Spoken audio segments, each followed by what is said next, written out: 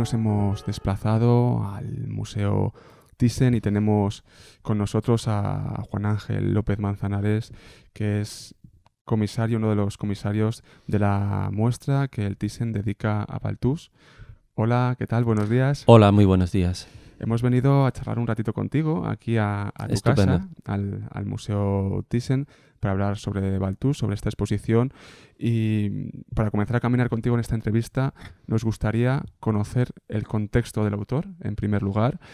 Descríbenos brevemente esos inicios de Balthus, dónde nace, con quién se rodea en esos primeros años, porque al final entiendo que Sí, eso es muy importante a la hora de su desarrollo como en pintor. efecto. Nace en 1908. Sí, Cuéntanos en París. esos primeros momentos, esos primeros años de vida del autor. Bueno, Balthus es hijo de unos pintores. Bueno, su madre era pintora y su padre pintor e historiador del arte, que procedían de la zona de Prusia. El origen de la familia por parte de su padre en realidad es polaco, pero vamos, en 1903 marchan a París y allá tienen contacto con toda la intelectualidad de París, sobre todo artística, en relación a otros intelectuales también alemanes que habían marchado a la capital francesa, como puede ser el caso de Julius Mayer-Gref o Wilhelm Ude. Balthus va a vivir allá hasta 1914, cuando se desata la Primera Guerra Mundial y la familia tiene que marcharse a Alemania. Va a estar durante 10 años, van a estar viviendo en distintas ciudades de Europa. Viven en Berlín, también en Berna, en Ginebra, y solamente en 1924 regresa bueno, se habían separado en realidad su padre y su madre en 1919 y regresan a París, donde va a desarrollar su carrera mayormente. La formación de Balthus es una formación un poco peculiar, autodidacta. Él va a tener, bueno, primero conoce del arte por su familia, pero también por los contactos de su madre en concreto con pintores como Bonnard. Va a tener contacto con Bonnard, con André Degas, con también el pintor fauvista Marquet.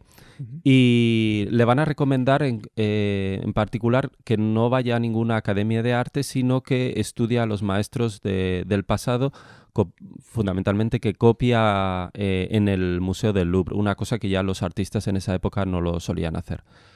Él va a copiar fundamentalmente a Poussin y en el año 26 hace un viaje muy importante a Italia, y allá en Arezzo y en Florencia ve a maestros como Piero La Francesca o a Masaccio, Masolino, Simone Martini, etc.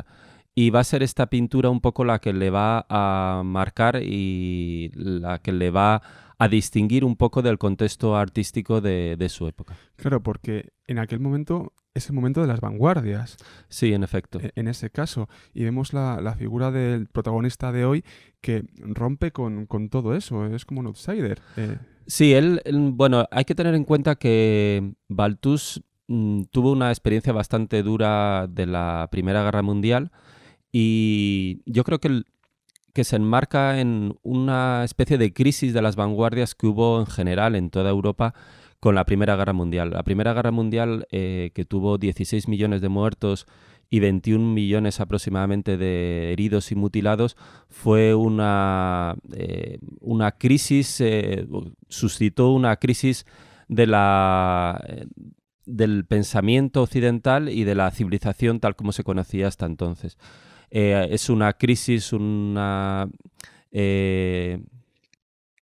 crisis, de por una parte del positivismo del siglo XIX, de la racionalidad, de la idea de progreso, también de la ciencia, un descrédito de la ciencia, de los regímenes políticos que apoyaron la guerra, y también de la vanguardia en general, porque algunos artistas, como pudieron ser los futuristas, habían apoyado la Primera Guerra Mundial. En plena Primera Guerra Mundial surge el dadaísmo, después va a surgir el futurismo. Son movimientos, tanto uno como otro, que ponen en cuestión el arte tal como se concebía hasta entonces. También hay movimientos, junto a movimientos de tipo nihilista, en cierto modo, como el dadaísmo. En esa época se producen también movimientos de recuperación del pasado y de los maestros del pasado, como el retorno al orden, que un poco va a marcar también la manera de afrontar el arte de Balthus.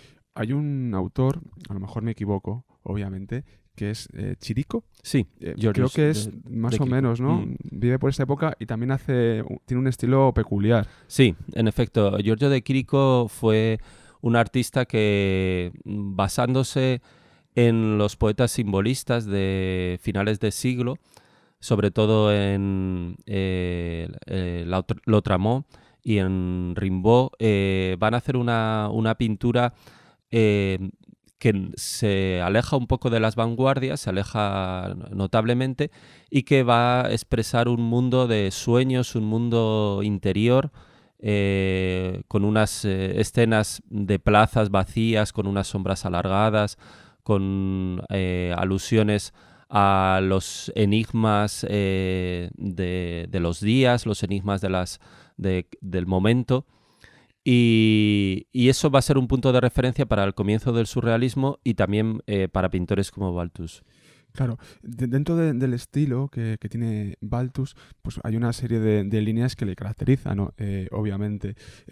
Descríbenos brevemente esas líneas. A mí especialmente me llama mucha atención los rostros que pinta, porque como que te quieren decir algo, no te dicen nada, es como una mezcla de lleno y vacío, igual que el juego con las sombras. Es a mí lo que más me llama la atención, y obviamente esa mirada hacia lo misterioso, hacia lo oculto. Esa es mi interpretación, obviamente. Cuéntanos esas líneas. Bien, Balthus fue, como digo, un pintor que no se avino a las principales corrientes de la vanguardia. Él consideraba que la vanguardia pecaba de intelectualismo, también le criticó que diese la espalda al mundo que le rodease y que se preocupase más de los artistas en sí mismo, en cierto modo de autoexpresarse como artistas en vez de intentar representar o desentrañar los secretos del mundo. Hay una anécdota bastante famosa de Balthus, que en un momento estaba él en casa de Mondrian junto a Giacometti, y Balthus y Giacometti estaban mirando por la ventana, viendo el atardecer en unos árboles que se veían a través de la ventana. Y llegó Mondrian y, enfadado, corrió la cortina de la ventana y dijo que para el pintor moderno lo que había fuera no interesaba, que solo interesaba lo que existía en el estudio. Balthus va a romper con eso, va a romper con esa concepción del artista como alejado del mundo, como encerrado en sí mismo, y va a desarrollar un arte figurativo que no es lo que fue mayoritario en esa época, pero no un arte académico. Y aquí yo creo que es importante hacer una distinción. Para Balthus, el arte tenía que ser no un arte de la representación, como podía haber sido el caso del Renacimiento a través de la perspectiva, la ficción de la mímesis y de la ventana abierta, sino un arte de la identificación. Esta distinción es muy importante, es fundamental en Balthus. Él habla de 3 ejemplos, 3 modelos que le fueron de referencia para su obra en este arte de la identificación. Uno de ellos es los primitivos italianos, que ya he citado, por Piero la Francesca, Masaccio, Masolino, Simone Martini, etc. Son pintores, según él, que no trataban de representar la realidad visual, tal como de las apariencias, sino ir más allá. Tenían como una concepción casi religiosa o espiritual de la pintura, y tampoco eran artistas como tales, sino eran artesanos, más bien artesanos. Balthus va a reivindicar siempre el papel del artista como artesano, fundamentalmente. Junto a ellos hay otros pintores que también para Balthus entran dentro de esta categoría de pintores de la identificación, que son sobre todo, puede ser Courbet. Cuando Courbet pinta los desnudos, los pinta con una especial sensualidad en las carnes, pero también las rocas tienen una materialidad especial, o la nieve tiene una densidad particular. Pero también otros pintores como puede ser Chardin, Poussin o Cézanne. En el caso de Chardin, él va a decir que cuando Chardin pintaba un bol de cerámica, de porcelana, lo que estaba haciendo era lo mismo que hacían los pintores orientales, que va a ser otra de las referencias, ahora aludiré a ellas, convertirse el propio pintor en el bol de porcelana. Esa identificación que él ve en Chardin o ve en Courbet o en los primitivos italianos, la toma sobre todo, y este es un punto de modernidad también importante, del pensamiento de la pintura oriental, de la pintura de los maestros chinos de la época Song o de los pintores de paisajes japoneses. Es una pintura en la que trata de identificarse con lo que está representando, de fundirse con lo que se está representando y de aprenderlo no solamente de manera visual, sino de una manera mucho más profunda. Junto a esta segunda influencia de los maestros orientales, que él estudió a base de ilustraciones fundamentalmente desde pequeño, la tercera punto de influencia sería, o de referencia para Balthus, es el arte popular, en el cual él va a ver un arte que está vinculado con las cosas, un arte de la inmediatez, de la presencia.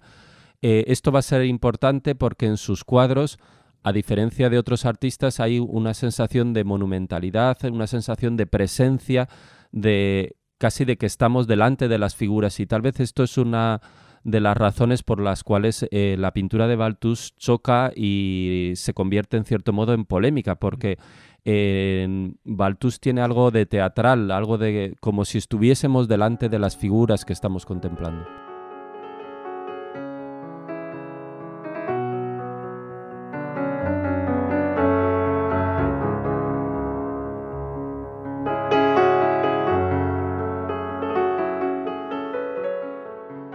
Hemos visto, por tanto, esas líneas de Balthus. Después iremos a analizar algunas de sus obras aquí. Hay otra de las cuestiones que me interesa especialmente en esta intervención tuya, Juan Ángel, y es la relación que tenía Balthus con Picasso. Bueno, Balthus no tuvo una gran relación con Picasso, pero digamos que eran como dos polos opuestos dentro del arte de la época. Pero en el año 41 Picasso compró una obra de Balthus, una obra importante que está en la exposición, Los hermanos Blanchard, y eso supuso para Balthus un espaldarazo muy importante, porque era el reconocimiento a su obra cuando él todavía era un pintor joven, por parte de uno de los grandes maestros. Incluso Balthus señalaba siempre en sus escritos, en las entrevistas, como Picasso no solamente le compró el cuadro, sino trabó amistad con él y le dijo en concreto que era el único pintor de su generación que le interesaba, porque los demás intentaban ser Picasso y Balthus no. Balthus intentaba ser Balthus. Hay por parte de Picasso ese reconocimiento de la independencia de un pintor y de que una valoración de esa un poco perseverancia de un pintor de seguir su propio camino, no dejarse mover, no dejarse llevar por las modas o por las posibilidades de vender arte según el arte que primaba en las galerías o en la crítica de arte. Por tanto, tenemos un Balthus que es su marca propia. Sí, es diferencial a todos. Sí, es un pintor solitario, es un pintor un poco que va contracorriente. Hay una obra de literatura que particularmente le interesó, de hecho se identificó con el protagonista, que es una obra romántica que es Cumbres borrascosas de Emily Bronte. Él se identifica un poco con como digo, con el protagonista, con Heathcliff, como un personaje que está solitario, que está un poco marginado por el resto de la sociedad, pero que está muy seguro de sí mismo y que al final va a ser el que va a triunfar, el que va a conseguir la mansión de Cumbres Borrascosas, y se casa con Katy, y etcétera, etcétera. Dos cuestiones más sobre los temas del autor. ¿Qué tiene de cinematográfico? Bueno, yo no diría tanto cinematográfico, pero sí hay una utilización particular del tiempo como un tiempo congelado. Hay una... como si las escenas que estamos viendo estuviesen un poco, resumiesen una acción y estuviesen captadas en el momento como más dramático, con mayor sensación, con mayor tensión. Por otra parte, bueno, como pintor realista sí que tiene algo que ver sus escenarios. Pueden parecer escenarios, la arquitectura de sus interiores y de sus calles a veces recuerda un poco los escenarios teatrales, y recuerda también algunas obras cinematográficas. En cuanto al clasicismo, que hemos hablado anteriormente, ¿te da la sensación de que cada vez con el tiempo tira más por esa línea del clasicismo? ¿Nos muestra a esos dioses también griegos representados en sus cuadros? No, no es exactamente una... Balthus fue un pintor, no un pintor alegórico, un pintor de grandes composiciones mitológicas, etcétera, sino un pintor de lo cotidiano. Él trató de, un poco siguiendo el ejemplo de Mozart, que fue para él siempre una referencia, intentar encontrar la transparencia, decía él, la universalidad, y también la claridad dentro de simplemente de las escenas cotidianas. Es de lo cotidiano hacer algo universal, es un poco digamos, el centro de su pintura. Si vamos al taller del pintor, ¿cómo era el día a día de Balthus? Porque por lo que he leído, se detenía mucho tiempo en cada una de sus obras. Sí, él fue un pintor que no tiene una producción muy extensa, en realidad vivió muchos años, porque murió en el 2001, pero el catálogo razonado de su obra solamente contiene unos 350 cuadros. Había obras, sobre todo al final de su vida, que pintó durante años. Normalmente solía pintar tres obras a la vez, 2 o 3 obras a la vez, de forma que mientras estaba acabando una empezaba otra, y un poco le daba pistas para dónde tenía que seguir, hacia dónde moverse. Y es un pintor muy que buscaba prácticamente la perfección en sus cuadros, de forma que los trabajaba y los retrabajaba, como por ejemplo sucede en el lienzo de la partida de naipes, que pertenece al Museo Nacional Thyssen-Bornemisza, que es el único cuadro de Balthus, gran obra maestra de Balthus en las colecciones españolas. Vamos a ir ya a la propia exposición que tenéis aquí en el Thyssen. Si no recuerdo mal, son un total de 47 obras. Sí, es correcto. ¿De dónde proceden estas obras? ¿Cuáles son los principales lugares que han cedido el legado de Balthus? Bueno, las obras vienen un poco de todo el mundo. Hay bastantes obras de museos franceses. Por ejemplo, el Centre Pompidou ha prestado 4 obras muy importantes, como el Aseo de Katy o como la Habitación Turca. Otras obras vienen de museos americanos, como puede ser el Metropolitan Museum of Art, que ha cedido 2 de las obras más famosas de Balthus, y que son también las más populares de la exposición, que son Terés y Terés Soñando. Y bueno, hay otros museos como el MoMA, del MoMA proviene La Calle, una de las, para mí, quizá la obra maestra de Balthus, o del Hishor de Washington, vienen un par de obras, La Habitación y Los Buenos Tiempos.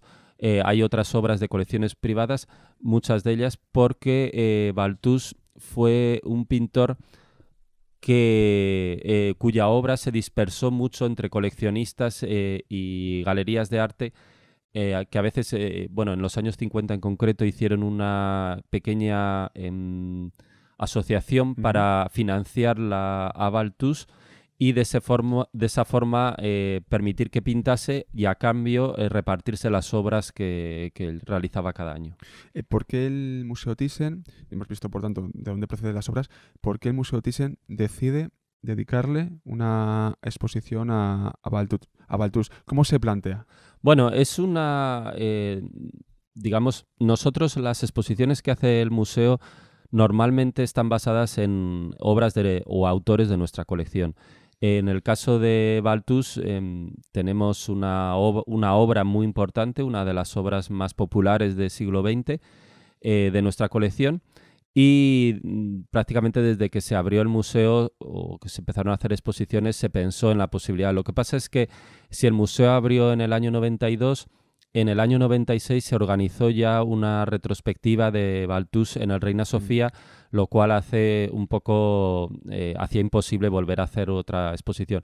Ha pasado bastante tiempo, nosotros queríamos un poco homenajear la figura de Balthus y también poner en valor nuestra obra, La partida de naipes, y hace un par de años se hizo una restauración y un estudio profundo de la obra del museo, y esto un poco animó a que cuando recibimos la oferta de la Fundación Beyeler de organizar una exposición sobre el artista conjuntamente con ellos, pues nos decidiésemos hacerlo.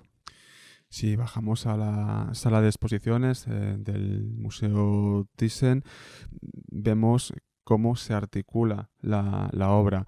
Comenta a los oyentes del Café de la Lluvia cómo la habéis posicionado las obras, el juego que tenéis de luces, ¿no? ¿Qué pretendéis con ello? Si es una línea cronológica de Sí. Balthus. Comenta un poco a los oyentes estos aspectos. Bueno, la exposición es una exposición fundamentalmente que sigue un orden cronológico según las etapas vitales de Balthus. Una exposición que en ese sentido es muy didáctica y sencilla. Está organizada en 7 grandes salas que abarcan desde los años 20, finales de los años 20, cuando empieza a pintar un poco con un estilo cercano todavía al posimpresionismo. La segunda sala está dedicada a la exposición de 1934 en la Galería Pierre, que le hizo famoso. Hay otra sala dedicada a los retratos de los años 30. Luego, en el año 45, él participó... Perdón, desde el 39 participó en la Segunda Guerra Mundial y luego estuvo... se refugió o estuvo viviendo en territorios no ocupados, y esa parte corresponde con la cuarta sala de la exposición. Hay una quinta sala dedicada a los finales de los años 40, cuando retorna a París, hasta el año 53, que comienza la sexta capítulo dedicado a la estancia en Chassis, en el Morvan francés, en el centro de Francia. Y la última sala está dedicada a los años que vivió en Roma como director de la Academia de Roma en Francia. Perdón, de la Academia de Francia en Roma, y a los años que vivió en Rossinier en Suiza. En cuanto a las luces, ¿qué habéis pretendido con ello? Bueno, en la exposición, como he dicho, venía de Basilea, de la Fundación Beyeler, pero allá se planteó de una manera totalmente distinta a lo que hemos hecho en el Museo Thyssen. En Basilea, el maravilloso museo de Renzo Piano, que tiene una iluminación natural, cenital, permitió hacer que las salas estuviesen iluminadas de manera uniforme, con una luz, como digo, del día. Y también se utilizaron paredes mayoritariamente blancas que, junto a la luz uniforme, daba a la exposición una apariencia de arte contemporáneo, un poco de el cubo blanco tradicional de las galerías de arte contemporáneas. En el Museo Thyssen lo que hemos hecho es darle un aspecto más de pinacoteca clásica. Las salas nuestras de por sí no tienen luz cenital, por lo menos natural, tienen luz cenital pero no natural, y lo que hemos hecho es utilizar focos que un poco enfatizan los colores o que destacan los colores y la pintura, y las distintas salas van cambiando de color con colores normalmente de una gama oscura que permiten concentrar la atención en las obras mismas.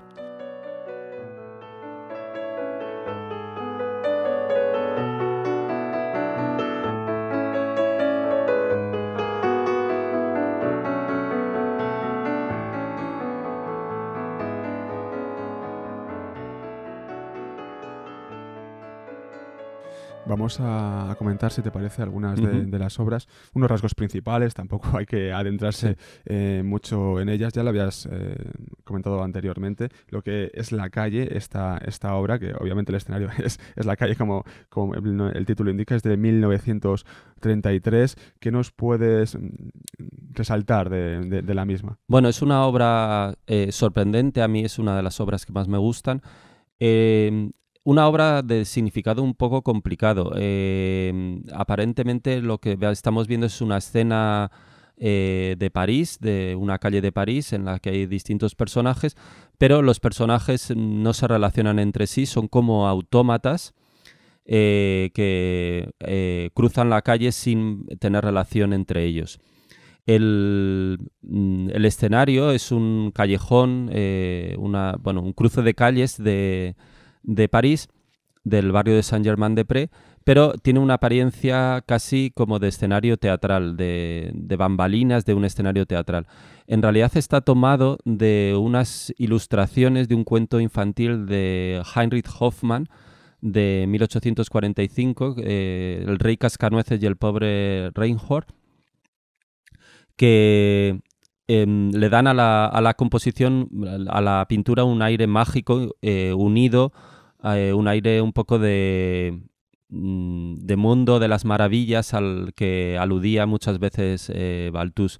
Luego, por otra parte, la composición está totalmente estructurada a base de triángulos isósceles basados en la sección áurea, con una particularidad además especial, que los ángulos tienen que ser de 36 grados o múltiplos de 36 grados, o sea, es una composición totalmente, ya digo, matemática.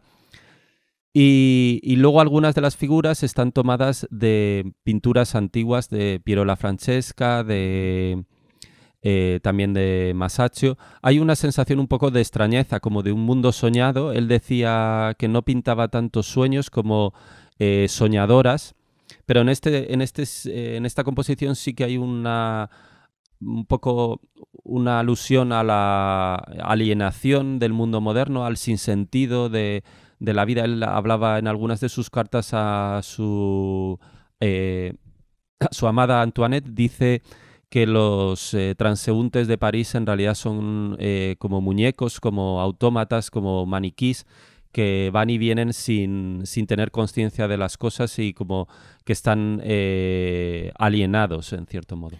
Otra de las obras es el Aseo de Cati, de 1933, que nos podrías comentar de ella. Bueno, es una obra también interesante, es una obra muy realista, de un realismo moderno, en la que aparecen tres personajes. Está, el personaje masculino en realidad es Heathcliff, porque está tomado de Cumbres Borrascosas. Es el momento en el que Heathcliff regresa a casa y descubre que Katy, su hermanastra, de la cual está enamorado, se está arreglando para recibir a un vecino con el cual se acabará casando, que es Edgar Lipton.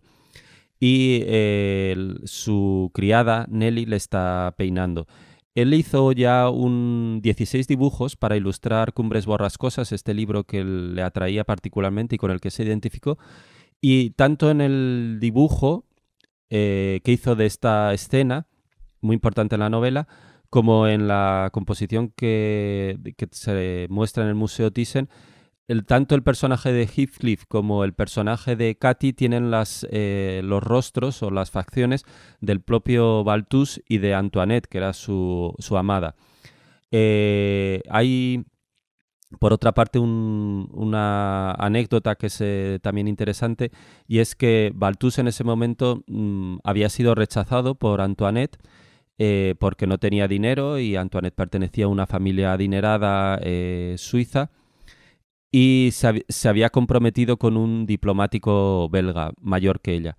Es un poco lo mismo que sucede en la pintura, y cuando representa esta obra en tamaño mayor, en lienzo, en vez de ser en una ilustración, lo que hace es representar a Katy desnuda, con el cuerpo semidesnudo, con una bata abierta, basándose en un cuadro de Cranach del Museo del Louvre, que es Venus en el paisaje en concreto. Y este cuadro fue expuesto precisamente en una exposición de la revista Minotaur en Bruselas, donde vivía el prometido de Antoinette, con lo cual le causó bastantes problemas, sobre todo a ella. Avanzamos en el tiempo, Uh-huh. nos vamos al año 1948, 1950, y tenemos La partida de naipes, que es la obra que tenéis además aquí en el Museo Thyssen. ¿Qué nos puedes decir de ella? Bueno, es una obra también compleja. En ella vemos a dos personajes, uno masculino y uno femenino, que están jugando a las cartas en una habitación sin mucha decoración. Y en realidad procede de una obra anterior, un boceto que hizo en el año 47, en el que originalmente había dos figuras femeninas. Él trasladó este boceto del año 47 al cuadro, cuando empezó a hacerlo en el año 48, y a lo largo de la elaboración no quedó contento con el resultado, lo que hizo que lo enrollase el cuadro, se lo soltase del bastidor, lo enrollase y lo dejase aparcado en el estudio durante algunos meses. Eso lo sabemos por el craquelado vertical que tiene todo el cuadro, menos algunas partes que son precisamente las partes que luego retocó y que cambió cuando extendió el cuadro y lo finalizó. Estas partes en concreto son la cara del muchacho, que antes era, como he dicho, una chica, y que cambió por una figura masculina. La falda la cambió también por un pantalón, cambió la posición de las manos de la muchacha femenina, y también el sillón y la ventana que había al fondo. Bueno, dio al cuadro, digamos, una mayor sensación de dramatismo y una mayor contención en la acción que se está desarrollando. La penúltima de las obras que vas a comentar hoy aquí en el Café de la Lluvia es La habitación turca, entre 1965 y 1966. Claro, la viuda de Balthus es japonesa. Uh-huh. Es ella, sí. Es ella, sí. ¿no? Es ella. Bueno, Balthus fue nombrado en el año 61 por André Malraux, que era el ministro de Cultura, director de la Academia de Francia en Roma, y ocupó el cargo hasta el año 77. Al año siguiente de haber sido nombrado, por petición de Malraux, fue a un viaje cultural y diplomático, en cierto modo, a Japón, y allá conoció a Sesuko, que era un artista joven, y pronto Sesuko pasó a ser su modelo preferida y también su amante, y desde el año 67 su segunda esposa.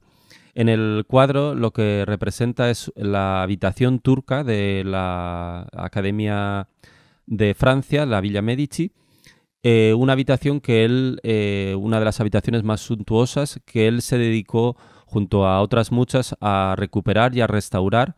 Vemos los mosaicos de motivos vegetales, vemos también el terrazo y la figura de Sesuko Hideta, su segunda mujer, que aparece como odalisca sentada en un diván.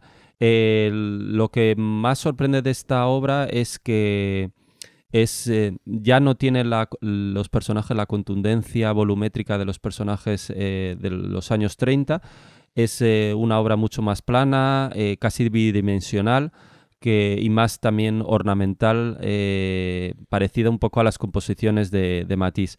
La propia viuda contaba, cuando estuvo aquí hace unos días para la presentación, que el cuadro lo había acabado ya Balthus, y llamó a su marchante, Pierre Matisse, el hijo de Matisse, lo llamó a Nueva York para que viniese a recogerlo, pero mientras venía en el avión decidió que la composición no era del todo perfecta y cambió la figura, la borró toda la figura y la cambió 2 centímetros hacia un lado.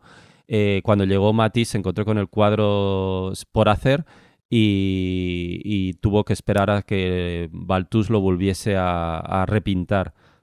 Con una técnica, por cierto, especial, una técnica basada en los frescos antiguos, a base de caseína, de gesso, de mezcla de pigmentos y de aglutinantes, que hace que el cuadro tenga una factura mate y muy particular, de pintura antigua, pintura mural.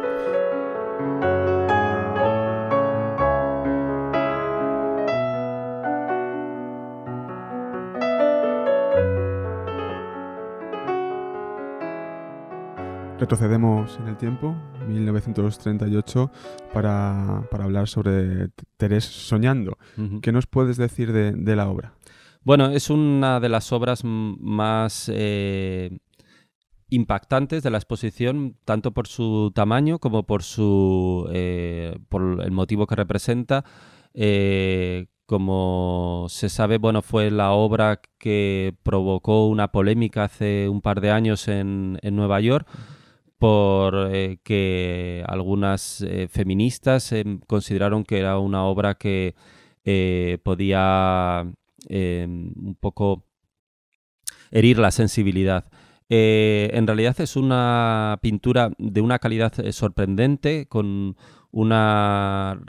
representa a una adolescente, a Thérèse, que tendría unos 12-13 años en ese momento, que está reposando con los brazos sobre la cabeza en una especie de siesta, con los ojos cerrados, y tiene una pierna levantada, lo cual hace que se vea su ropa interior, o parte de su ropa interior. El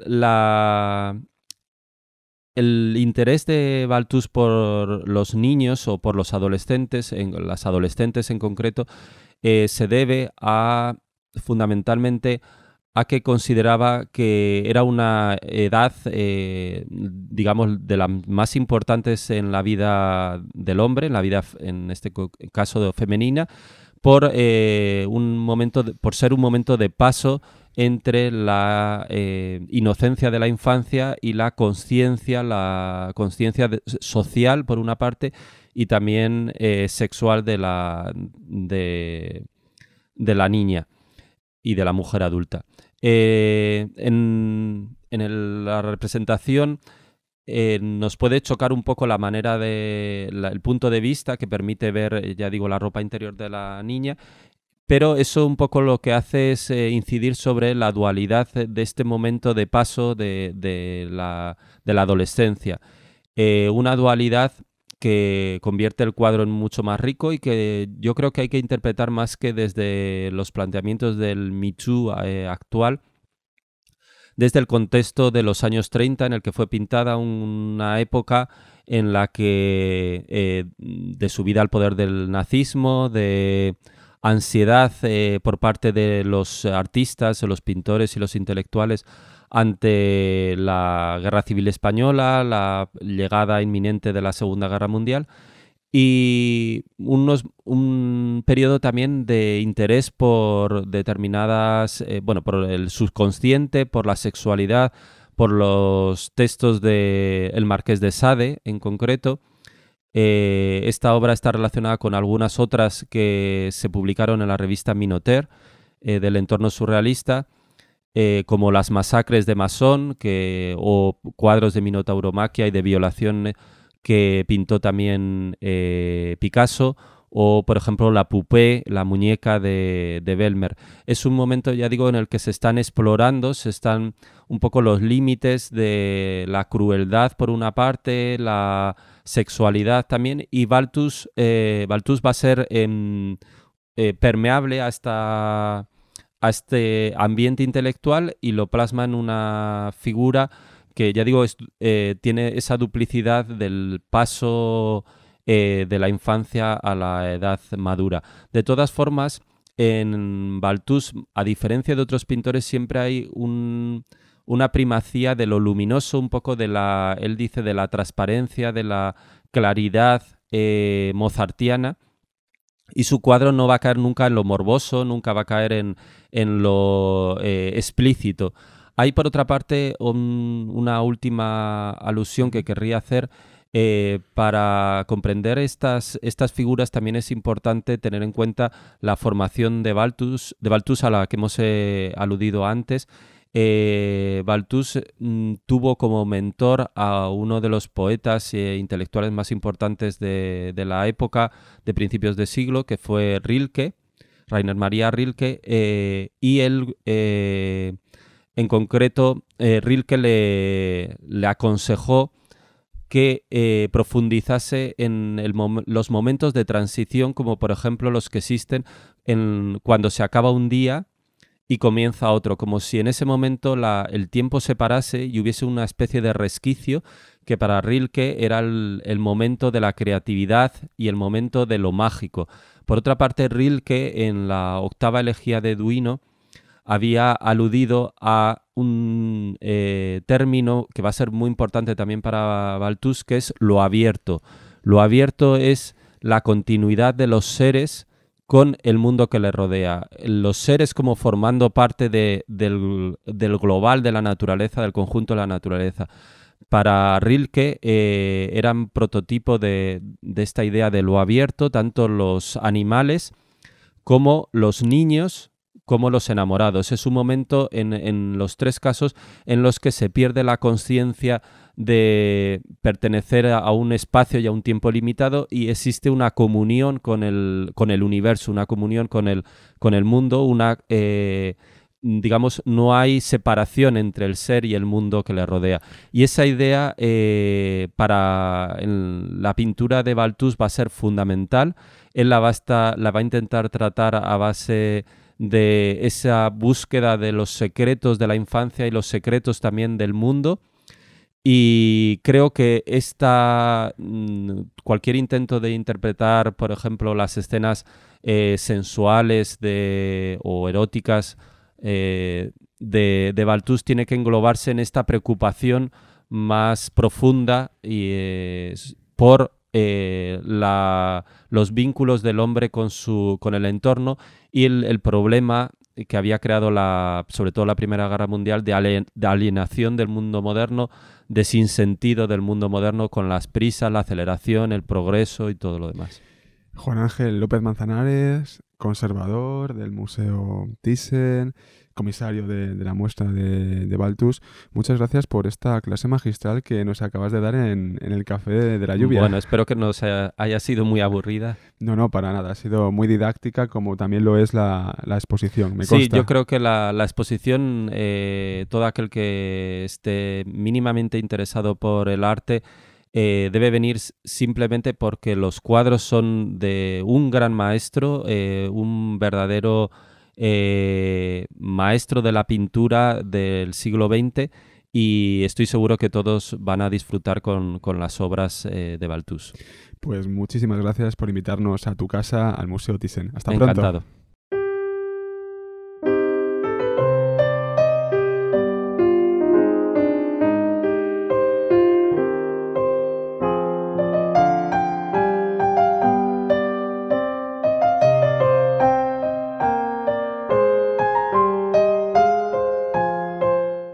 tras entrevistar al comisario de la muestra, nos desplazamos a la exposición. Recorremos sus pasillos, contemplamos los lienzos y para finalizar preguntamos a los visitantes qué les ha parecido la muestra.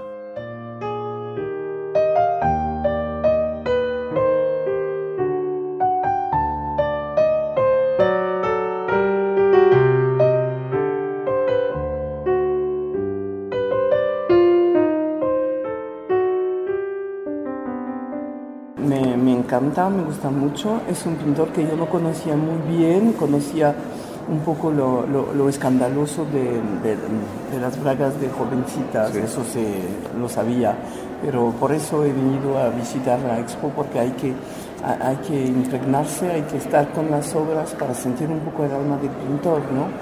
Y por eso he venido especialmente a la Thyssen-Bornemisza para ver esa expo y me encanta, de verdad me encanta, porque se ve más o menos la trayectoria desde las primeras pinturas hasta el final, y se ve cómo se acerca a sus modelos, lo que quieren subrayar, los colores suaves al final de la vida, los colores muy suaves, y este cuadro con la presencia también de los gatos, que a mí me hace pensar en Fujita, que siempre aparecía con su gato, y en varios cuadros hay niños con gatos, y bueno, yo lo veo, es una expo que es muy preciosa, muy interesante, y hay que venir a verla, pues.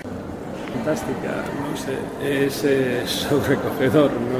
Hay una energía, hay un misterio, hay una belleza que me sobrecoge, asombroso, porque estas, no solamente las chicas, sobre todo las chicas, pero también el paisaje y las personas, pues hay algo que me sobrepasa, ¿no? Pero que me estremece de alguna forma.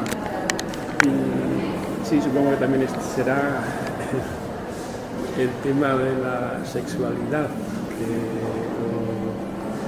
o el misterio de la sexualidad, o la fuerza de la sexualidad también que ronda en todos los cuadros, ¿no? Una exposición bastante buena. Se sale de lo común, de lo que es la pintura en un momento determinado de su vida y del momento, y me parece acertada, que la hayan traído sobre todo acá a Madrid, muy acertado, y es buena, tiene buena impresión bajo mi punto de vista. Y el tipo de pintura es distinto a lo que se ve hoy en día, y en su momento, en 1930 y pico, fue cuando el pintor estaba en su momento más importante de su vida. Me parece muy bueno. Bueno, es la primera vez que yo conozco a este autor, y la verdad es que me transmite mucho, vamos, me está gustando mucho lo que es el sistema geométrico que utiliza a la hora de pintar, el tema de los colores, sus diferentes épocas, su historia personal. Me está pareciendo muy interesante, la verdad, y me gusta, definitivamente me gusta.